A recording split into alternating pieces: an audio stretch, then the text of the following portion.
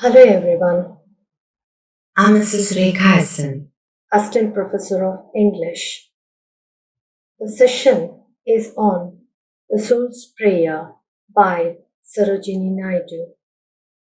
This poem has been prescribed for BBA Sem 1 with the text titled Compulsory Foundation Course in English by Mangalore University. Let's have an introduction to the poet. Sarojini Naidu, the Nightingale of India, was born in Hyderabad. Her period was from 1879 to 1949. She was from a highly educated Bengali family. With the encouragement of the poet and critic Edmund Goose, she started to write on Indian themes which represented the Indian culture, and political activist in India's freedom movement, a feminist, a poet, a writer, outstanding public speaker, and was first Indian woman elected as president of Indian National Congress in 1925. She worked for women's education and franchise and campaigned against Parda. She became the governor of Uttar Pradesh in independent India. Let's have a brief introduction to the poem. For a man, life is a series of struggles, pain, sorrows, bitterness, and complexities of life. The poet, through this poem, with the soul of an innocent child, she tries to find the mysteries of life and death. She is sure that God wouldn't say no to a child's plate because He, means God, find Himself in the creation of a child. As a representative of the mortal world, she, in the voice of an innocent child, demands her master to give her the blessings of knowing the unknown world through which her soul becomes pure and cleanses her worthless life into a purified soul religiously. She, experiencing the ups and downs, good days and bad days, wants to show the whole world that life and death, pains and sorrow, pains and joy are the essential combination of life. Now, I'll go on explaining the poem by each stanza. First, I'll read out the poem, The Soul's Prayer by Sarojini Naidu. In childhood's pride, I said to thee, O thou, you madest me of thy breath. Speak, Master, and reveal to me thine inmost laws of life and death. Give me to drink each joy and pain which thine eternal hand can meet. For my insatiate soul would drain earth's utmost bitter, utmost sweet. Spare me no bliss, no pang of strife, withhold no gift or grief I crave. The intricate lore of love and life, and mystic knowledge of the grave. Lord, thou didst answer stern and low, Child, I will hearken to thy prayer, and thy unconquered soul shall know all passionate rapture and despair. Thou shalt drink deep of joy and pain, and love shall burn thee like a fire, and pain shall cleanse thee like a flame, to purge the dross from thy desire. So shall thy chastened spirit yearn to seek from its blind prayer release, and spent and pardoned, sue to learn the simple secret of my peace. I, bending from my sevenfold height, will teach thee of my quickening grace. Life is a prism of my light, and death the shadow of my face. Now, coming to the first stanza. In childhood's pride, I said to thee, O thou, you madest me of thy breath. Speak, Master, and reveal to me thine inmost laws of life and death.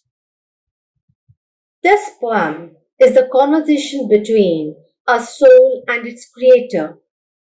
The soul requests God to allow it to experience and understand all the mysteries and complexities of life and creation.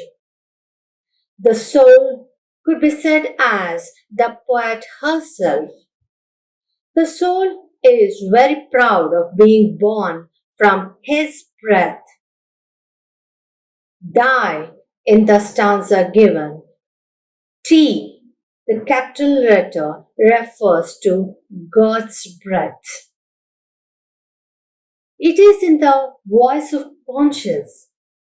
Praise its master to reveal the secret of the inmost laws of life and death, the unknown, the mysterious laws of life and death. Speak, Master, in the stanza shows the intimate relationship between soul and the master. The master here is none other than God. In her childhood's pride means in a childish manner, not knowing the power of God, the soul asks its creator to reveal the secret of life and death. Now, getting to the second stanza. Give me to drink each joy and pain which thine eternal hand can make. For my insatiate soul would drain us at most bitter, at most sweet. In the second stanza, the soul is eager to taste the intense feeling of joy and pain. The joy when life is alive, and pain for all the sufferings that goes on in the journey of life. This has been carefully handled by the eternal hand of God. But the soul is prepared to bear all this bitterness and utmost sweetness of the earth. The soul is ready to endure the deepest pain and suffering of life, which is in the highest pitch of both happiness and sorrow.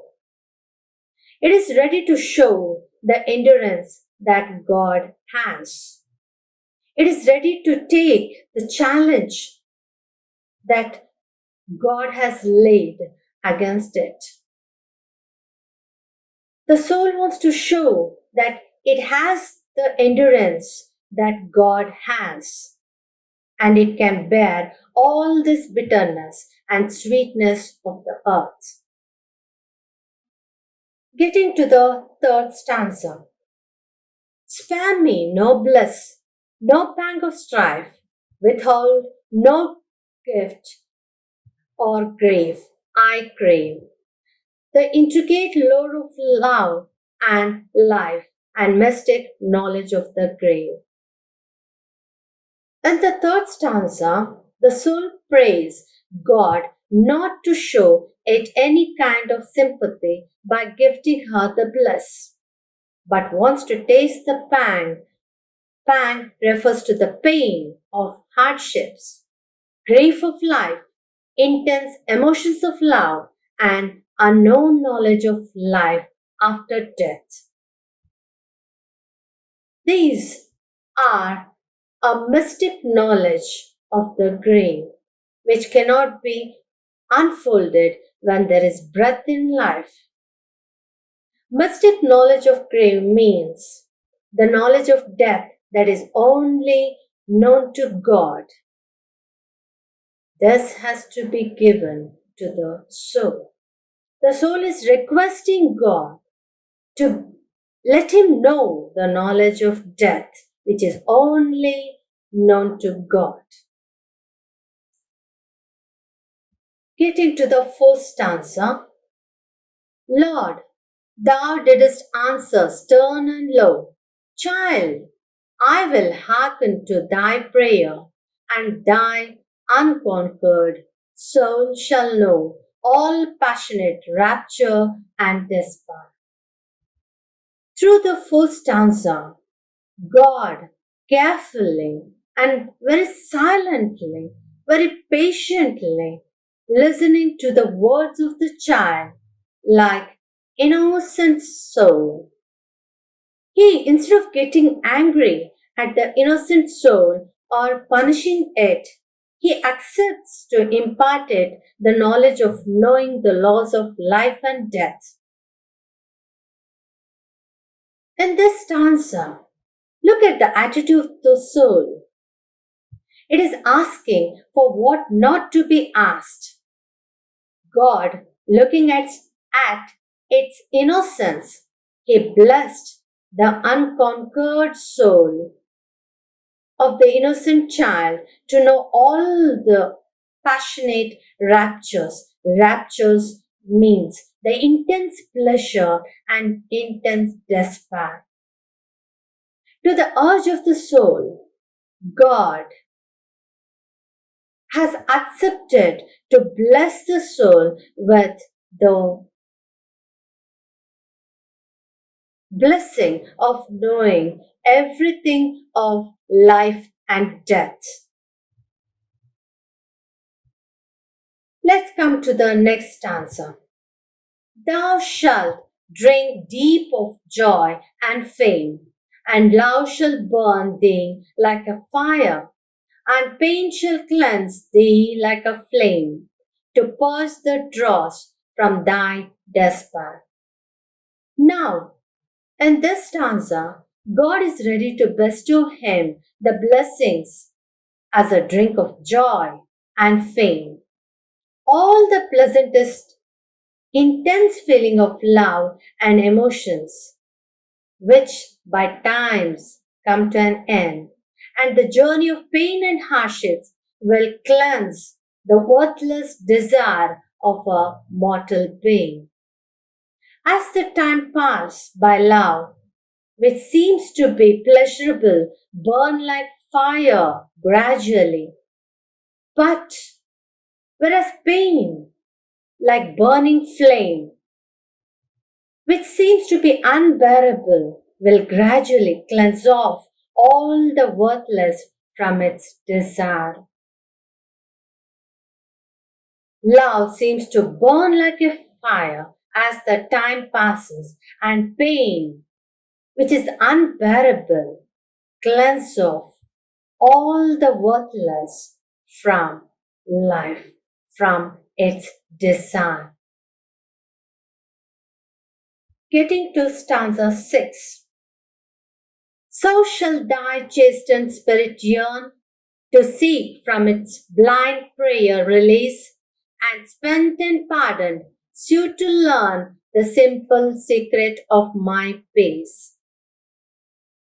Through this stanza, the soul's Holy Spirit, which had an urge to know the secrets of life and death from its innocent blind prayers, realizes from its own journey that the hardships, pain, and sorrow is not permanent.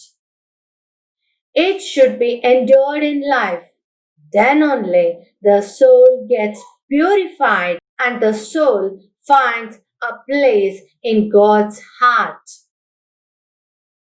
The soul, throughout its journey of life of ups and downs, it found the secret of His peace. His peace refers to God's peace, which is attained This peace can be only attained by cleansing and purifying the soul. That means soul gets purified by bearing the pain and suffering and can attain the blessing of God. That is the ultimate peace. In the next stanza, that is in the stanza 7, the soul realized that God, as a torchbearer and the lighthouse, directs and leads every misled ship to a life of satisfaction with a purified soul. The soul proves the whole mortal world, that life and death, pain and sorrow are the two faces of himself. Life, the light, and death, the shadow, which cannot be separated, as life is the combination of both life and death, pain and sorrow. Getting to the last stanza, I, bending from my sevenfold height, will teach thee of my quickening grace.